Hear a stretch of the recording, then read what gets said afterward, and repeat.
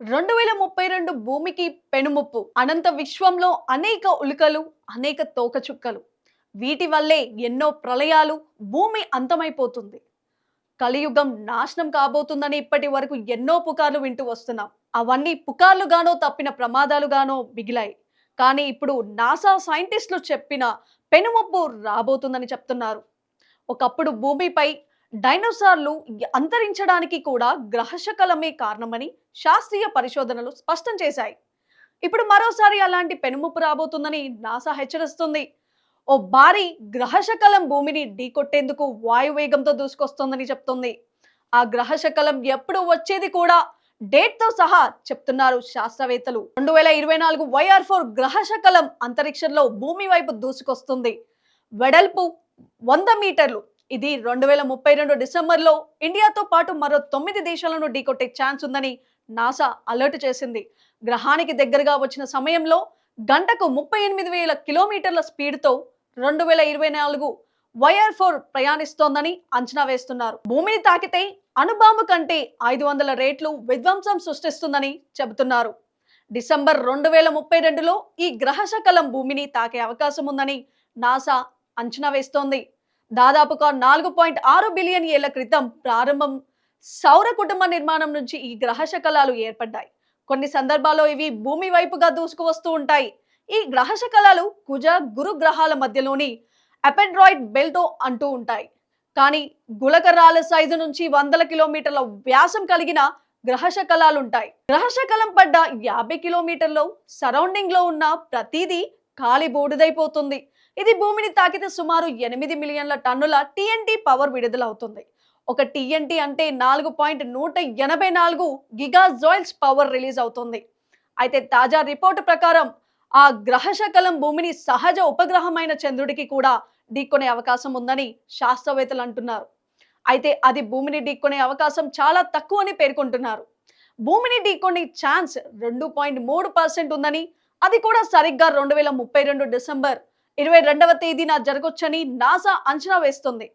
ఈ గ్రహశకలాన్ని డిసెంబర్ చివర్లో నాసా నిధులతో పనిచేసే చిలీలోని asteroid terrestrial impact last alert system station లోని శాస్త్రవేత్తలు మొదటిసారి గుర్తించారు. అయితే ఆ ఉల్క భూమిని ఢీకొనే అవకాశం 1.3%గా ఉందని అప్పట్లో శాస్త్రవేత్తలు అంచనా వేశారు.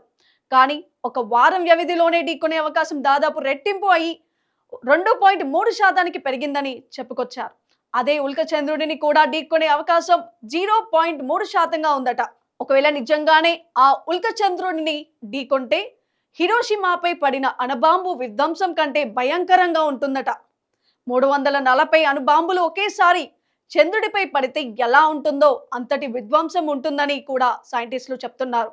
అదే జరిగితే ఆ దృశ్యాలు భూమిపై నుంచి చూడొచ్చని కూడా చెప్తూ వచ్చారు.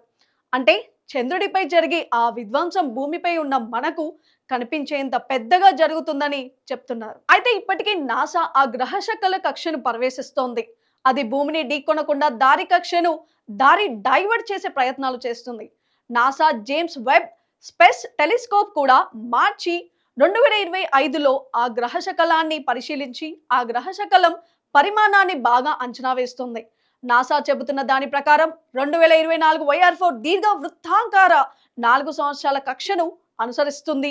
అంగారక గ్రహాన్ని దాటి బృహస్పతి వైపు వెళ్లే ముందు లోపల గ్రహాల గుండా తిరుగుతుందని, ఒకవేళ భూమిని ఢీకొంటే అది ఏ ప్రాంతంలో ఢీకొంటుందో కూడా శాస్త్రవేత్తలు అంచనా వేశారు. తూర్పు పసిఫిక్ మహాసముద్రం, ఉత్తర దక్షిణ అమెరికా, అట్లాంటిక్ మహాసముద్రం, ఆఫ్రికా, అరేబియా సముద్రం, దక్షిణాసియా ప్రాంతాల్లో ఆ ఉల్క భూమిని ఢీకొనొచ్చు. అయితే ఈ ముప్పు కారణంగా భూమిపై జీవరాశి పూర్తిగా అంతం కాదు, కానీ చాలా ప్రాంతం మాత్రం విధ్వంసానికి గురి అవుతుంది. 2032 అంటే ఇంకా చాలా సమయం ఉంది కనుక ఆ ఉల్కను దారి మళ్లించే ప్రయత్నాలు నాసా చేస్తోంది. అలాగే చైనా వంటి దేశాలు ఇలాంటి ప్రమాదాలను ఎదుర్కోవడానికి ఇప్పటికే ఒక గ్రహ రక్షణ దళాన్ని ఏర్పాటు చేయాలని ఆదేశాలు ఇచ్చాయి.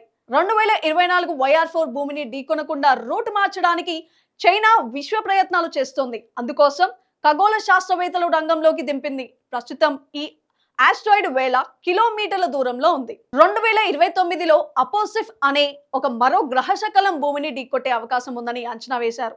కానీ తర్వాత అది దాని దిశను మార్చుకుంది.